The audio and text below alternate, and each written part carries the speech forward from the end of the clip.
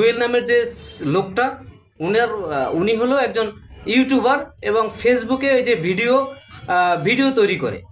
উনি শুধু এই সেলসম্যানের পেশাই নয়, উনি মুসির পেশা, উনি কৃষকের পেশা, উনি ব্যবসায়ীর পেশা, উনি সকল পেশাকে মডিফাই করে এবং সকল পেশাকে উনি ব্যবহার করে উনি ভিডিও তৈরি করে।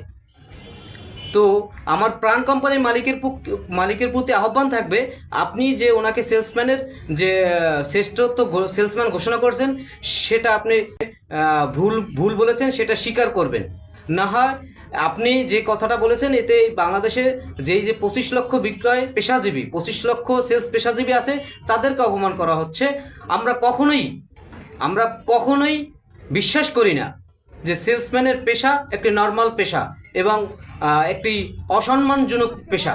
সেলসম্যানের পেশা একটা সম্মানজনক পেশা এবং এই সেলসম্যানের পেশা একটি স্মার্ট পেশা। এই পেশায় যারা কাজ করে তারা সবাই শিক্ষিত এবং সর্বনিম্ন এইচএসসি পাস, যা বাংলাদেশের সকল অন্যান্য কোনো সেক্টরে এরকম 100%